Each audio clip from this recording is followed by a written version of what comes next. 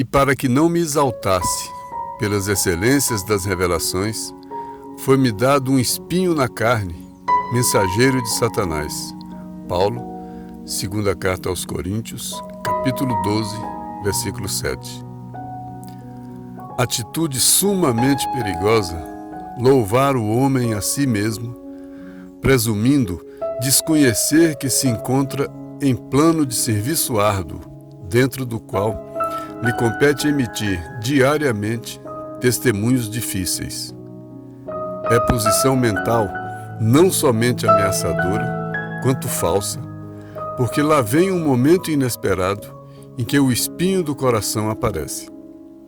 O discípulo prudente alimentará a confiança sem basófia, revelando-se corajoso sem ser metediço. Reconhece a extensão de suas dívidas para com o mestre e não encontra glória em si mesmo, por verificar que toda a glória pertence a Ele mesmo, o Senhor. Não são poucos os homens do mundo, invigilantes e inquietos, que após receberem o incenso da multidão, passam a curtir as amarguras da soledade. Muitos deles se comprazem nos galarins da fama, qual se estivessem convertidos em ídolos eternos, para chorarem, mais tarde, a sós, com seu espinho ignorado nos recessos do ser. Por que assumir posição de mestre infalível, quando não passamos de simples aprendizes? Não será mais justo servir ao Senhor na mocidade ou na velhice, na abundância ou na escassez, na administração ou na subalternidade, com um espírito de ponderação, observando os nossos pontos vulneráveis na insuficiência e imperfeição do que temos sido até agora? Lembremos-nos de que Paulo de Tarso esteve com Jesus pessoalmente, foi indicado para o serviço divino em Antioquia pelas próprias vozes do céu. Lutou, trabalhou e sofreu pelo evangelho do reino e, escrevendo aos Coríntios, já envelhecido e cansado, ainda se referiu ao espinho que lhe foi dado para que se não exaltasse no sublime trabalho das revelações. Emmanuel. Bom, vamos iniciar mais uma edição do nosso projeto, o Evangelho por Emmanuel, projeto realizado no CEPAC, eu sempre repito, realizado no CEPAC desde 2015, aos domingos, às 18h30. E agora, em virtude dessa situação da pandemia, nós estamos realizando de maneira virtual. Não é uma palestra, não é um seminário, tem uma característica de estudo. Esse projeto é o estudo do Evangelho através dessa obra do Emmanuel, psicografia do Chico e autoria espiritual do Emmanuel, coleção Fonte Viva, onde o Emmanuel tenta mostrar a profundidade, a diversidade, a amplitude da compreensão do Evangelho, trazendo a compreensão do Evangelho para os nossos dias. O texto de hoje, o Emmanuel escreveu a partir de um versículo de uma carta de Paulo aos Coríntios. O versículo é o seguinte, é o versículo 7 do capítulo 12, segunda carta de Paulo aos Coríntios. E para que não me exaltasse pelas excelências das revelações, foi-me dado um espinho na carne, mensageiro de Satanás. Foi uma afirmação de Paulo, para que ele não se exaltasse, para que ele não crescesse, para que ele não se aumentasse, para que ele não ficasse orgulhoso, para que ele não ficasse prepotente com a beleza daquilo que era revelado por meio dele, foi dado a ele um espinho na carne. Qual o espinho na carne que foi dado a ele? A memória, a lembrança, a consciência de tudo aquilo que ele já tinha feito. Aquilo representava para ele um espinho na carne. A lembrança do Estevão, da morte do Estevão, a lembrança do tempo que ele perseguiu todos os cristãos, a lembrança do seu tempo de intransigência, de ignorância, todo aquele tempo era para ele um espinho na carne. E toda vez que ele tendia a acreditar que a importância era dele, e isso não acontecia com ele, mas ele lembrava desse espinho na carne. ele traz isso para a gente lembrar. Quando a gente puder, quando a gente começar a achar que a gente está muito bom, que a gente começar a mergulhar em nós mesmos e cada um encontrar o espinho na carne, aquilo que me dói, o que me dói na minha consciência. O que eu já fiz que está gravado na minha memória, que todas as vezes que eu lembro, me dói. Esse é o espinho que eu tenho na carne. E eu anotei aqui também, na mesma passagem, além do versículo 7 que o Emmanuel usou para escrever, eu anotei também os versículos 8 e 9 que ajudam a gente a entender. Olha o que Paulo disse nos versículos 8 e 9. A esse respeito, quer dizer, a respeito desse espinho na carne, da excelência das revelações, a esse respeito, 3 vezes pedi ao Senhor que o afastasse de mim. 3 vezes Paulo tinha pedido ao Senhor, em prece e oração, que afastasse essa dor dele da consciência, que afastasse essas lembranças, porque doía muito. 3 vezes ele pediu, e olha o que o Cristo respondeu. Respondeu-me, porém, o Senhor, basta-te a minha graça, pois é na fraqueza que a força manifesta todo o seu poder. Basta a minha graça, basta mesmo as minhas revelações. E deixe que as minhas revelações vão cair sobre a sua fraqueza, porque a sua fraqueza não vai fazer você querer ser maior do que as revelações. Por isso, olha só, se alguém quiser vir após mim, negue a si mesmo, pegue a sua cruz e siga. Olha, sempre tem um nega a si mesmo. Olha o João Batista com relação a Jesus. É preciso que ele cresça e eu diminua. É nessa linha. O espinho na carne serve para a gente se diminuir, serve para a gente se negar, serve para a gente perder a importância. Porque o orgulhoso, o egoísta, é muito importante, se acha muito importante. E enquanto ele se acha muito importante, ele não dá espaço para essas revelações acontecerem. Mas esse é o texto, e o Emmanuel escreve um texto chamado O Espinho, baseado nessa passagem, especificamente naquele versículo. Emmanuel começa o seguinte: atitude sumamente perigosa, louvar o homem a si mesmo, presumindo desconhecer que se encontra em plano de serviço árduo. Olha só, atitude muito perigosa. Perigosa por quê? Porque eu me perco aí. Né? Quando eu começo a louvar a mim mesmo, quando eu começo a me engrandecer, me auto-engrandecer, eu estou me perdendo. Né? Presumindo desconhecer que se encontra em plano de serviço árduo.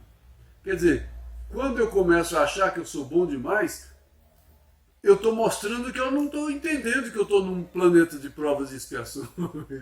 Né? Eu sou muito perfeito para estar nesse planeta imperfeito. Né? A maneira de eu começar a me elevar é uma maneira de eu mostrar que eu não estou vendo, que eu não estou enxergando, que eu estou dormindo, que eu estou cego, eu não estou me vendo, né? Porque eu não estou lembrando das minhas imperfeições, eu não estou me reconhecendo, eu estou crescendo além do que eu devia. Aí o Emmanuel diz, é posição mental não somente ameaçadora, quanto falsa.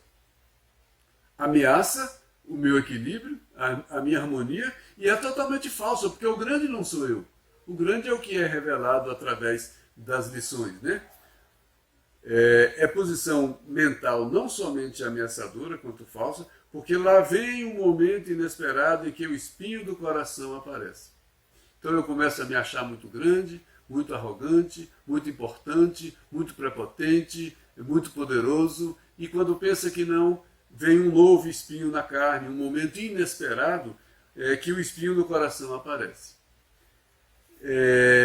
Tem o livro Ação e Reação, embora seja do Chico com o André Luiz, o prefácio do Emmanuel. Olha o que Emmanuel disse nesse prefácio, que tem a ver com esse espinho na carne, tem a ver com esse momento que a gente está estudando. E o nosso estudo tem exatamente essa característica. É trazer as obras do Emmanuel, da codificação, para justificar, ajudar a compreender o próprio texto. Está no livro Ação e Reação, no prefácio, que o prefácio é do Emmanuel. Quanto mais esclarecida a criatura, tanto mais responsável, entregue naturalmente aos arestos da própria consciência, na terra ou fora dela, toda vez que se envolve nos espinheiros da culpa. Olha se ele não está dizendo a mesma coisa. quanto mais eu me esclareço, quanto mais eu me conheço, conhece a ti mesmo, quanto mais eu mergulho em mim e vou entrando dentro de mim e me reconhecendo, mais eu me torno responsável, mais eu reconheço a responsabilidade nos meus atos. Olha como tem ação, tem reação, tem tudo. Mais eu reconheço que eu sou responsável, mais eu vejo os meus deveres, mais eu vejo que eu sou o devedor, né? E mais eu me entrego naturalmente aos arestas. O que é uma aresta? É uma ponta, que não está reparado. Então, quanto mais eu me conheço, quanto mais eu me compreendo, eu me torno responsável, mais eu me entrego naturalmente, não é forçado, é da natureza. Reparar isso é da natureza do mundo de imperfeições. Então eu me entrego naturalmente aos arestos da própria consciência. Quem apara as arestas? A própria consciência. É onde está o meu inferno. O inferno do Paulo era esse espinho da consciência, que era uma grande aresta, que ele precisava aparar. E ele demorou todo o seu processo para aparar essas arestas. E são esses espinhos. E a gente é entregue naturalmente na medida em que toma consciência das coisas. À medida em que minha consciência vai me mostrando os meus erros, eu vou me reconhecendo menor e eu vou compreendendo e reparando essas questões da consciência. Ele diz, na terra ou fora dela, toda vez que se envolve nos espinheiros da culpa. Então, toda vez que a minha consciência me envolve nesses espinheiros da culpa, eu reconheço que eu sou menor. Me dói, eu aprendo. O Emmanuel continua no texto de hoje. O discípulo prudente alimentará confiança sem basófia, revelando-se corajoso sem ser metediço, reconhece a extensão de suas dívidas para com o mestre e não encontra glória em si mesmo, por verificar que toda a glória pertence a ele mesmo, o Senhor. A humildade é a primeira bem-aventurança, né?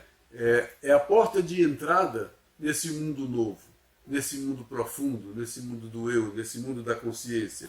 Sem a humildade você não adquire as outras virtudes, né? Bem-aventurados os mansos, os humildes, os aflitos, os mansos e por aí vai. São bem-aventuranças que a gente vai adquirindo, mas a porta de entrada é a humildade. Por isso é preciso que eu me diminua para que Cristo cresça. Por isso, para que eu não me exalte pelas excelências das revelações, porque tudo que vem de novo para mim acaba sendo inspiração, intuição, conhecimento, são essas revelações, e nada disso é meu. Nada disso é meu. A ideia é mostrar que nada disso é meu. Nós somos usufrutuários de tudo isso aqui. E como usufrutuários, o poder não é nosso. Aí a gente baixa a bola, adquire um pouco de humildade e o processo caminha com mais naturalidade. Tem um texto do livro Pensamento e Vida que fala da humildade. Sem o reflexo, Pensamento e Vida. Sem o reflexo da humildade, atributo de Deus no reino do eu. Olha que frase bonita. A humildade é um atributo de Deus no reino do eu. Eu trago esse atributo de Deus e descubro esse atributo, que também não é meu. Eu reflito, porque ele diz que a humildade é reflexo. Então a humildade, que é um atributo divino, se reflete em mim quando eu aprendo a humildade. Por isso eu adquiro, é uma virtude. Sem o reflexo dessa humildade, que é um atributo de Deus no reino do eu, a criatura sente-se proprietária exclusiva dos bens que a cercam e despreocupada da sua condição de espírito em trânsito nos carreiros evolutivos, apropria-se da existência em sentido particular. Acha que tudo é dela. Então, sem que essa humildade no reino do eu, que é um atributo de Deus, se reflita nos meus atos, eu vou achar o quê? Que eu sou proprietário exclusivo dos bens que me cercam, de tudo, do conhecimento, de tudo. Como eu sou proprietário, arrogante, prepotente, orgulhoso, egoísta, tudo é meu e tudo é para mim. Aí eu não consigo aprender a humildade. Aí as excelências das revelações eu penso que são minhas. E ele diz, a pessoa despreocupa da sua condição de espírito em trânsito nos carreiros evolutivos. O que são espíritos? O que é a condição de espírito em trânsito nos carreiros evolutivos? Espíritos imperfeitos. no caminho do aperfeiçoamento.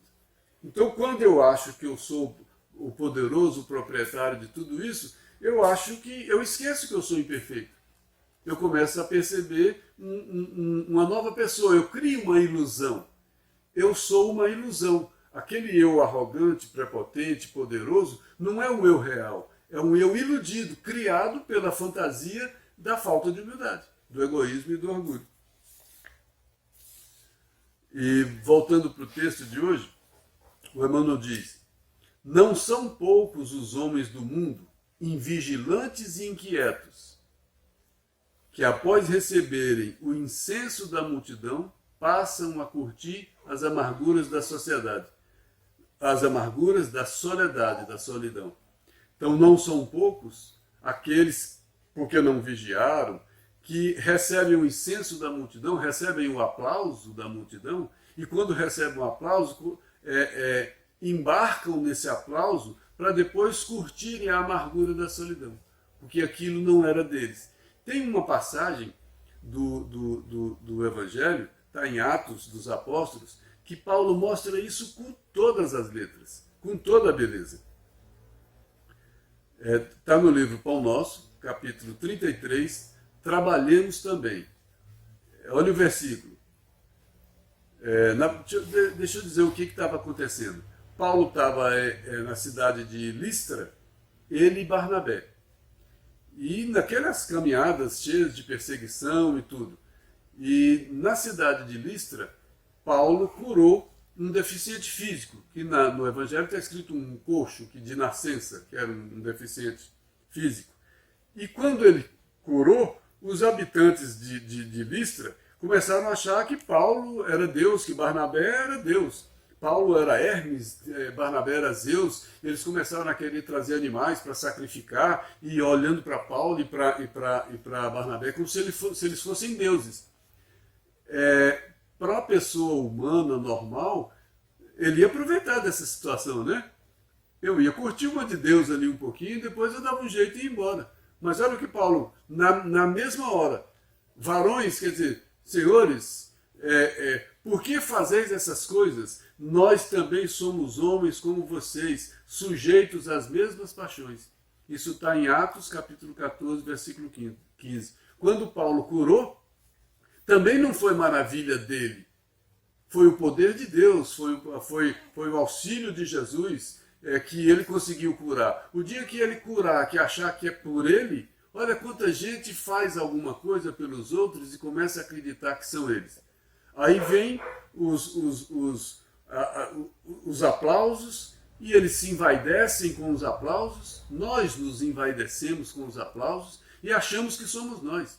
Às vezes a gente faz qualquer coisinha e um elogio, alguém gosta, o outro gosta, a gente começa a achar que é a gente. Que a gente que é bom mesmo, que a gente que é inteligente mesmo, que a gente que sabe mesmo, que a gente, né? E é preciso a gente lembrar, falar isso. Varões, toda vez quando tiver essa situação, a gente lembrar de Paulo. Varões, por que vocês estão fazendo isso comigo, dizendo que eu sou Deus, que eu sou isso, que eu sou bom demais, que eu sou, né? Nós também somos homens como vocês. Quer dizer, aqui todos nós estamos nesse carreiro evolutivo. Senão a gente esqueceu que está no carreiro evolutivo. Não tem um aqui que está fora desse carreiro evolutivo. Cada um num ponto diferente, mas todos nós em pleno processo de evolução. Então não tem essa perfeição. E todos nós que somos homens como todos os outros, estamos sujeitos às mesmas paixões. Que paixão? Paixão desenfreada, desregrada, que a gente não domina e que é aquele cavalo bravo que sai correndo e comandando nossas vidas. Então todos nós estamos sujeitos disso. E esse egoísmo e essa vaidade acaba transformando a gente em tudo isso. E naquele momento Paulo de Tarso não se envaideceu. Pelo contrário. E Emmanuel pega esse texto e diz, aí ele traz para a família cristã, ele tira do indivíduo e põe na família cristã. Muita vez há desejado perpetuar a ilusão dos habitantes de Listra. Olha só, nós cristãos, muitas vezes, nós queremos perpetuar a ilusão dos habitantes de Listra. Aí colocou a gente na posição invertida. O que a gente faz? Nós estamos querendo criar deuses. A família cristã muitas vezes cria deuses. às vezes um médium, às vezes um palestrante, às vezes um ídolo qualquer. Aí a gente quer transformar, criar em nós, perpetuar essa mesma ilusão. São os falsos profetas que a gente cria ou que a gente aceita, né? Então essa família cristã muitas vezes ha desejado perpetuar a ilusão desses habitantes de Listra que queriam endeusar Paulo e Barnabé. Aí ele faz uma afirmação, Emmanuel. Os missionários, inclusive os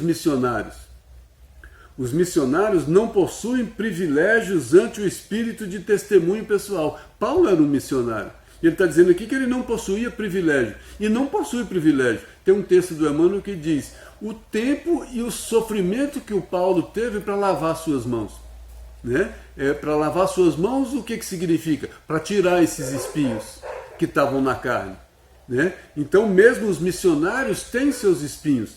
Né? E não têm privilégios ante o espírito de testemunho pessoal. O que eles já têm de conquista não foi gratuito. Só eles sabem o que custou cada conquista. Né? E diz: eles nada mais exprimem senão profundo esforço deles mesmos, no sentido de aprender e aplicar com Jesus. Então, naquele momento lá em Listra, quando Paulo curou o coxo, ele não era um Deus. Ele era um missionário e não era privilégio aquilo. Era um testemunho pessoal que ele vinha fazendo, de regeneração, de restauração do equilíbrio, etc. Né? E não era senão profundo esforço deles mesmos. Sabe lá o que foi o esforço de Paulo e o esforço de cada um, né? No sentido de aprender e aplicar com Jesus. E Emmanuel faz uma pergunta: não será mais justo servir ao Senhor na mocidade, na velhice, na abundância, na escassez, na administração ou na subalternidade? Em todas essas situações, não será mais fácil ou mais justo servir ao Senhor com espírito de ponderação, com mais equilíbrio, com mais moderação, com mais discernimento, sem achar que é melhor, que é pior, se é isso ou aquilo, observando os nossos pontos vulneráveis, cada um olhando para si mesmo, olhando para os seus erros, em vez de olhar para os erros dos outros, né? Observando os nossos pontos vulneráveis, na insuficiência e imperfeição de que temos sido até agora. Não é bom a gente observar como a gente tem sido até agora? Né? Não precisa nem ir para outra encarnação.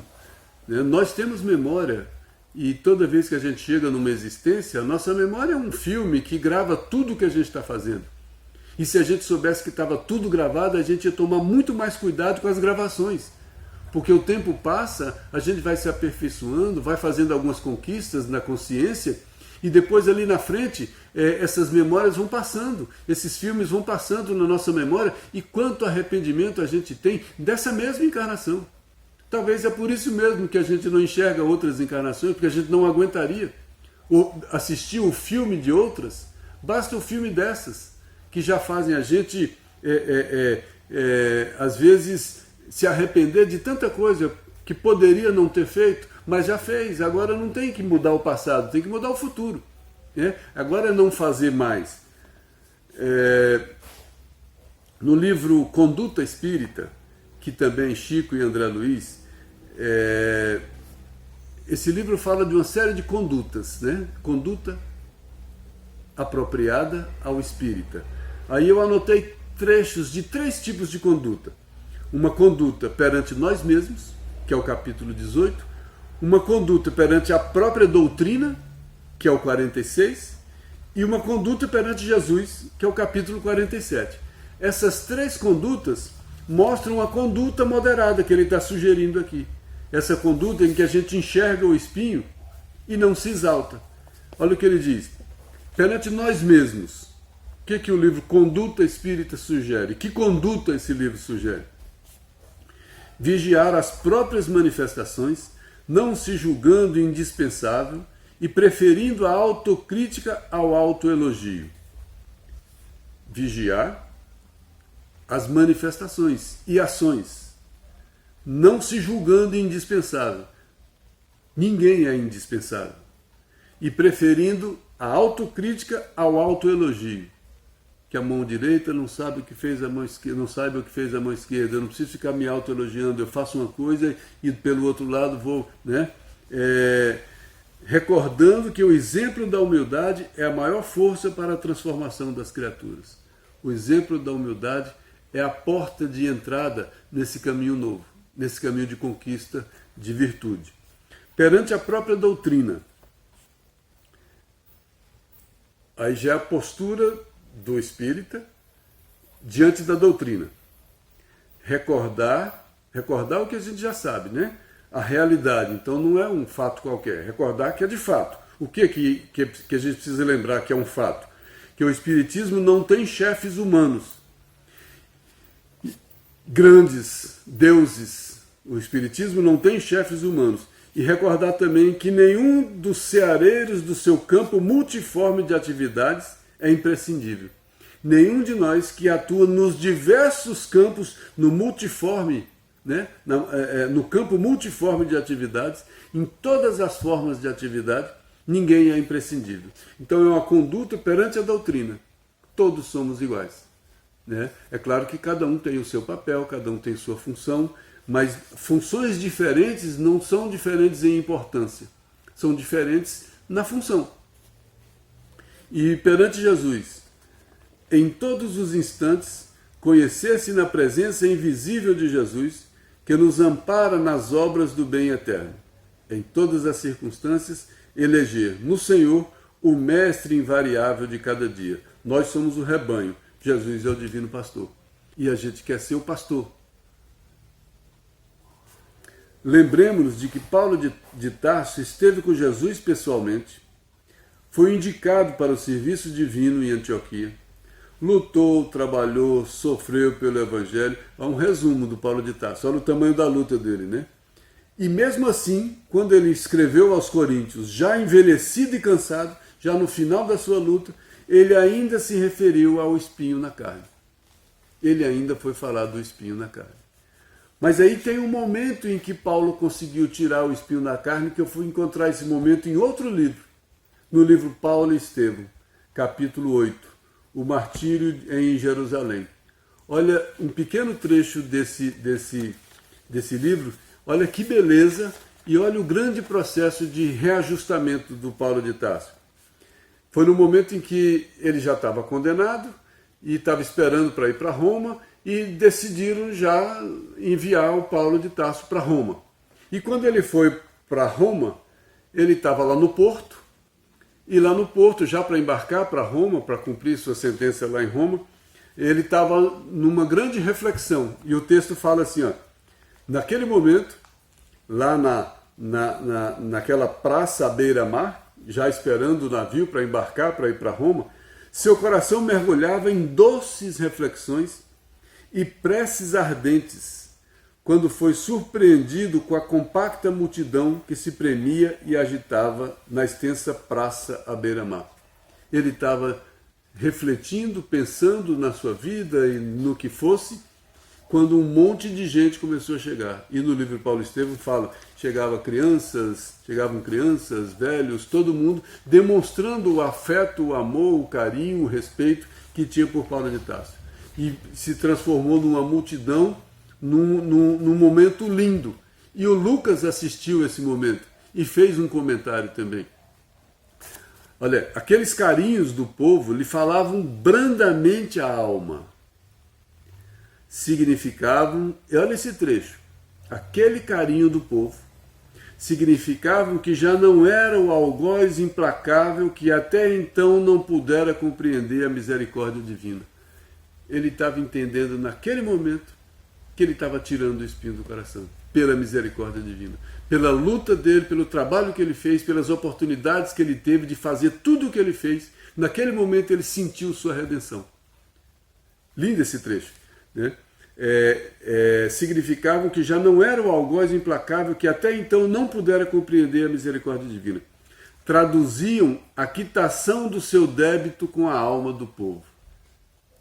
Aí Lucas se aproxima do Paulo, olha, ele devia estar em êxtase, né?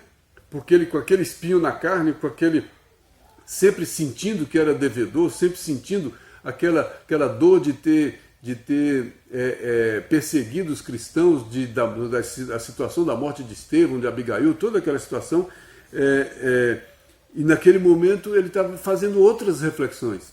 E aí o Lucas chega, se aproxima dele e diz: poucos fatos me comoveram tanto no mundo como este.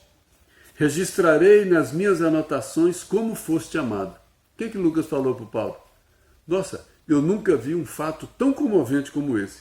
Vou escrever isso no meu evangelho. E é o que Paulo falou para Lucas? Não, Lucas.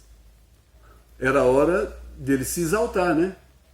Mas ele tinha acabado de quitar e ainda assim não se exaltou. Olha só. Não, Lucas, não escrevas sobre virtudes que não tenho. Deves falar, isso sim, das perseguições por mim movidas aos seguidores do Santo Evangelho. Falarás do favor que o Mestre me dispensou às portas de Damasco. Ele viu aquilo como um grande favor. Citarás os combates que temos travado desde o primeiro instante em face das imposições do farisaísmo e das hipocrisias de nosso tempo. Comentarás os obstáculos vencidos, as humilhações dolorosas, as dificuldades sem conta, mas tinha um sentido, para que os futuros discípulos não esperem a redenção espiritual com o repouso fácil do mundo. Olha só que grandeza. Não, Lucas, não é isso. O ensinamento não é esse. Não fale da beleza desse momento. Não fale aqui da vitória final. Na novela, no filme é assim, eles põem anos depois, aí vem o fim feliz. Aqui foi o contrário. Não mostre o fim feliz, não, Lucas. Mostre o contrário, mostre tudo o que eu tive que fazer para chegar nesse fim feliz.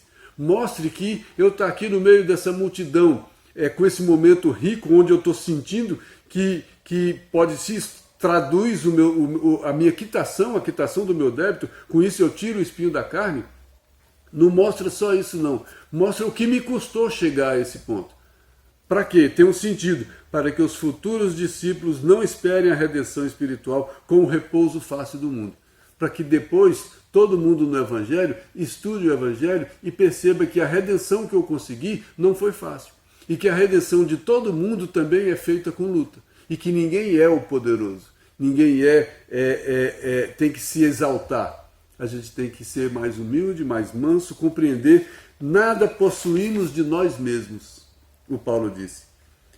Que nos baste a profunda convicção de havermos liquidado nossos débitos clamorosos.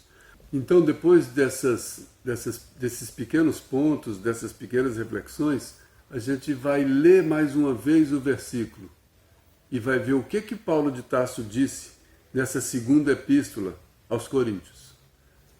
E para que não me exaltasse, pelas excelências das revelações, foi-me dado um espinho na carne, mensageiro de Satanás. Quantas revelações o Paulo de Tarso escrevia nessas cartas? Quanto ele foi admirado por essas cartas? Quanto ele foi respeitado por essas cartas? Em nenhum momento ele abusou do prestígio que essas cartas deram para ele. Pelo contrário, ele foi servidor, ele foi devedor, como ele sempre dizia. Né? Eu sou devedor de gregos e romanos, eu sou devedor. Porque ele era devedor, por que ele se achava devedor? Que a graça que ele recebeu foi tão grande, as portas de Damasco, a possibilidade de redenção, tudo na vida dele, que ele achava que ele devia fazer para retribuir tudo aquilo que ele tinha recebido. E o que acontece com cada um de nós? A gente não perde uma oportunidade para nos exaltarmos. A todo momento a gente quer se exaltar. Alguém vai contar qualquer coisa e se parece que é maior do que a minha, eu dou um jeito de me exaltar e não, o meu é maior, o meu é menor. Tem gente que quer se exaltar até na dor. Disputa até na dor para ver qual dor que dói mais. Então a gente quer se exaltar de todas as formas. E olha que a gente não tem essas revelações. Aí quem tem essas revelações, olha o Chico, a obra do Chico Xavier. E ele não se exaltava, ele não se exaltou, ele falava, não, isso não é meu. Eu sou um carteiro, eu entrego a correspondência, eles ditam e eu escrevo. Olha só, né? Esses grandes, eles conseguem não se exaltar. né? Olha um próprio Divaldo, olha quantas pessoas conseguem se manter dentro de um padrão, uns mais, uns menos, mas pessoas que trazem excelentes revelações de todas as formas. Às vezes, quanta gente consegue qualquer coisa, um pouquinho de destaque, seja na música, na literatura, seja na ciência, seja na política, seja em qualquer lugar, consegue um pouquinho de destaque e acha que esse destaque é dele, que foi ele que conseguiu, para usufruto dele, para benefício dele. Não é isso. O destaque não é próprio para usufruto próprio. O destaque é pela excelência das revelações. E quando a gente é instrumento de uma revelação dessa, a gente não é a revelação, a gente é o instrumento da revelação. Se reconhecer como instrumento, para se reconhecer como instrumento, é preciso, às vezes, lembrar do espinho na carne. E esse espinho na carne faz a gente lembrar da nossa história, do nosso passado, dos nossos erros. Mas para eu reconhecer meus erros, eu tenho que ter ampliado a minha consciência. Porque se a minha consciência ainda não atingiu um patamar, um degrau que não reconhece erro nenhum, eu vou achar que eu não tenho nem esse espinho, porque eu ainda não percebi esse espinho. Mas dizem que no momento da transição de um mundo para o outro, esse momento é o momento em que a nossa consciência revela para a gente esses espinhos. Aí a gente fica com uma série de espinhos na carne que a gente teve a oportunidade de ver aqui e fez questão de não ver. Aí a gente vê um Paulo de Tarso em Listra que faz uma cura e é tido como Deus e ele dá bronca. Varões, nós somos homens como vocês, temos as mesmas paixões, não tem ninguém melhor aqui. Olha só, a gente luta para mostrar que é melhor e ele teve que lutar para mostrar que não era melhor. Aí vem num momento lindo de despedida, já no final da sua luta, né? Já mais velho, já indo para Roma, proporciona aquele momento bonito na beira da praça, lá no cais, quando ele estava embarcando para Roma, uma multidão de gente aplaudindo, sorrindo, lamentando a condenação dele. Lucas, companheiro de sempre dele, lembrando a beleza daquele momento, falando que vai escrever isso no Evangelho, e ele, não, Lucas, não escreva isso. Não escreva sobre virtudes que eu não tenho. A virtude não era dele. Né? Quando ele estava refletindo lá na praça, que ele viu que beleza, ali ele viu a misericórdia divina. Quando ele viu a misericórdia divina? Quando ele foi beneficiado? Não, depois dele sofrer tudo que ele sofreu, que ele sentiu o alívio no coração. Aí ele viu que o espinho não estava mais no coração. Aí ele se aliviou. Não cresceu, ele se aliviou. Né? Então que cada um, o texto de hoje, ele é mais um lembrete para que cada um de nós não fique se exaltando aí por qualquer coisa. A gente se exalta a todo momento por qualquer coisa. Que a gente pare de se exaltar, né? E que a gente tenha mais consciência, que a gente procure nessa introspecção, nesse conhece a ti mesmo, encontrar esses espinhos, para que toda vez que a gente tem uma tendência à exaltação de nós mesmos, a gente se lembre desses espinhos. E esse espinho foi-me dado, um espinho na carne, mensageiro de Satanás, para que eu não reconheça as revelações como minhas, que eu reconheça a excelência das revelações que vieram de fora para mim. Que Deus os abençoe, que cada um possa ser abençoado, inspirado, intuído e faça esse mergulho.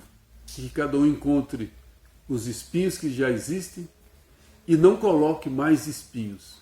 Não ande mais por esses espinheiros. Todos nós, como disse o André Luiz, toda vez que a gente se envolve nos espinheiros da culpa, que todas as ações que eu vá fazer daqui por diante, eu não me envolva nesses espinheiros da culpa.